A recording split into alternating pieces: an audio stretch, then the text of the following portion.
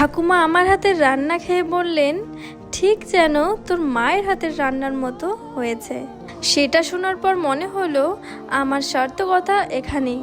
মা তো নেই, কিন্তু সবার প্রশংসায় আর আমার রান্নায় এই স্বাদে মা যেন আজ আবার আমাদের মাঝেই ফিরে এলেন। আজ আমি সত্যি ভীষণ খুশি। নমস্কার, আমি মমতা বর্মন। কোচবিহারের একটি গ্রামে আমি আর আমার বৃদ্ধ ঠাকুমা বসবাস করি। বাড়িতে বোন এসেছে অনেক দিন হলো, আপনারা তো সবাই জানেন। বোন সেই সকাল থেকে বলে যাচ্ছে, দিদি আজকে মায়ের হাতের কোনো রেসিপি রান্না কর না, খাবো, খুব ইচ্ছে করছে। আমি বললাম, কি খাবি বল। বোন বলছে, মা যে পরোটা আর আলুর তরকারি করতো সেটা কর। আমিও মনে মনে ভাবলাম, ঠিকই তো, সেই মায়ের হাতের রান্না 5 বছর আগে খেয়েছি। আজকে একবার চেষ্টা করব নাকি, দেখি বানাতে পারি কি না। ঠিক মায়ের মতো হবে কি না জানি না, তবে চেষ্টা করে দেখি কি হয়। আজ পরোটা বানাবো বলে আমি সকালেই ময়দা কিনে নিয়ে আসছি আর ছোট আলু কিনে নিয়ে আসছি। আমি আলুটা আগেই গ্যাসে বসিয়ে দিয়েছিলাম সিদ্ধ করার জন্য। আর এইদিকে আপনারা দেখতে পেলেন আমি ময়দাটা মেখে রেখেছি আগের থেকে ময়দাটা মেখে রাখলে ভালো ময়াম হবে আর পরোটাটা অনেক নরম হবে এর জন্য। আর এইদিকে বোন আর আমি মিলে আলুটা ছুলে ফেললাম। দেখলেনই তো পাখি কি দুষ্টুমি করছিল, অনেক দুষ্টু হয়ে গেছে। তারপর আমি সোজা রান্নাঘরে চলে আসছি আলুর তরকারিটা করব বলে।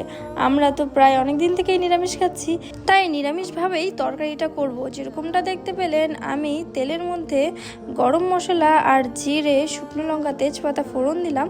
তারপর আলুটা দিয়ে দিলাম। আলুটা কিছুক্ষণ ভাজা করার পর মশলা দিয়ে দিলাম, সঙ্গে দিলাম হচ্ছে হলুদ, লবণ স্বাদ পরিমাণ মতো। তারপর একটু ঘাটাঘাটি করে জল দিয়ে শেষে গরম মশলা দিয়ে আমি তরকারিটা নামিয়ে নেব। তার আগে আমি নুনটা চেক করে নিচ্ছি যে ঠিকঠাক হয়েছে কিনা। তারপর দেখলাম ঠিকঠাক হয়ে গেছে, আর আমি তরকারিটা নামিয়ে দেবো। আর আমি রান্নার ঘর থেকে শুনতে পাচ্ছি পাখি চিৎকার করছে। তাই আমি বললাম, এত চেঁচাচ্ছ কেন তুমি?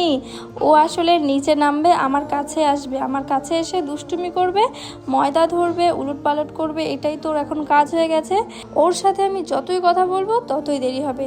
তাই আর দেরি না করে আমি একদম ময়দা নিয়ে বসে গেছি। আর আপনারা বিশ্বাস করবেন না আমি হাসছি কেন জানেন? আমি এদিকে ময়দা মাখছি আর ওইদিকে পাখি হাগু করে দিয়েছে। এটাতে আমার খুব হাসি পাচ্ছিল, কারণ আমরা যখন খেতে বসি তখন ওর হাগু পায়, আর না হলে ও যখন খায় তখন ওর হাগু পায়। মানে এটা একটা কিরকম বিষয়, তাই না? আচ্ছা, আপনাদের বাড়িতেও কি বাচ্চারা এইভাবে করে? এটা কমেন্ট করে জানাবেন। হ্যাঁ, আর দেখুন আমি কিভাবে পরোটাটা বানালাম। প্রথমে বেলে নিলাম, তারপর এটাকে কি করে আমি জানি না, মানে মাঝখান থেকে কেটে একটু ভাঁজ করে নিলাম। এই রান্নার পদ্ধতিটা আমি আমার মায়ের কাছে শিখেছি মানে কখনো বানাইনি, কিন্তু চোখে দেখেছি। তো সেই দেখা থেকেই আমি আজকে এই পরোটাটা বানাচ্ছি। জানি না মায়ের মতো হবে কি না, তবে চেষ্টা করছি। সত্যি বলতে এই রান্নার রেসিপিটা আমাদের মায়েরও না, এটা হচ্ছে আমাদের বাবার। আমাদের বাবা খুব সুন্দর রান্না করতেন, আর সেই রান্না আমাদের মাকেও শিখিয়েছিলেন। আর সেই মায়ের থেকেই রান্নাটা আমি শিখেছি, ওই চোখে দেখেছি। আজকে বানাচ্ছি, যে কীরকম হবে সেটা আমার ঠাকুমা আর আমার বোন খেয়ে আপনাদের রিভিউ দেবে। যেরকমটা দেখতে পাচ্ছেন, আমি আগে পরোটাটা ওইভাবে বানিয়েছিলাম, তারপর এখন বেলে আমি কড়াইতে দিয়ে দিলাম। দেখতে পেলেন পরোটাটা ঠিক কীরকম হলো। একে একে করে আমি যে পরোটাগুলো বেলে রেখেছিলাম আমি সেইগুলো বানিয়ে নিচ্ছি। বেশ কয়েকটা আমি বানিয়েছি, এগুলো হচ্ছে গরম গরম খেলে ভালো লাগে, এই কারণে আমি আগে বোনকে দেব। এর জন্য আমি এটাকে পিটিয়ে নিচ্ছি। সম্ভবত এই পরোটাটাকে পেটাই পরোটা বলে, আমি ঠিক জানি না, আমি ওই পিটিয়েছি বলেই আমি নাম দিচ্ছি। আচ্ছা, আপনাদের জানা থাকলে আপনারা বলবেন। তারপর আমি বোনকে দিলাম সবার প্রথমে, কারণ ওর খুব খিদে পেয়েছিল। বারবার বলছে, দিদি আমার খিদে পেয়েছে, আমার জন্য নিয়ে আয়। ও তো খুব সুন্দর রিভিউ দিয়েছে, বলেছে আমাদের মায়ের মতো রান্নাটা হয়েছে দিদি, জানিস।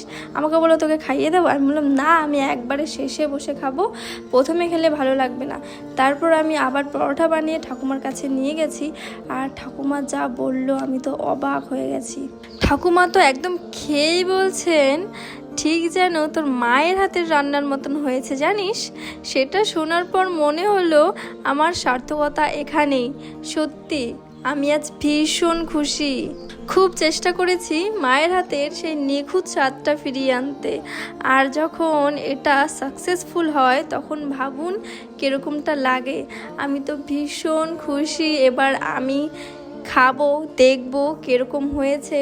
খেতে খেতে কেন জানি বারবার চোখের সামনে ভেসে উঠছে মায়ের সেই হাসি মুখটা। মনে হচ্ছে মা যেন ওই রান্নাঘরের ধারেই বসে গরম গরম পরোটা বেলছেন আর আমাকে বলছেন, কী রে মা, আরও একটা দেবো নাকি, পেট ভরে খা। বাবা মা তোমরা নেই এটা ভাবতেই আজও বুকটা ফেটে যায়। আজ যখন সবাই আমার রান্নার প্রশংসা করে, আমাকে মায়ের সাথে তুলনা করলো, আমি ভীষণ খুশি হয়েছিলাম। কিন্তু তারপরেই এই একাকিত্ব আমায় মনে করিয়ে দিল, তোমরা নেই বলে আমার আনন্দগুলো আজ বড্ড অসম্পূর্ণ। তোমাদের খুব মনে পড়ছে আজ। বাবা মায়ের অভাব হয়তো পূরণ হবে না, কিন্তু তাদের স্মৃতিগুলো এভাবেই বেঁচে থাক আমাদের মাঝে।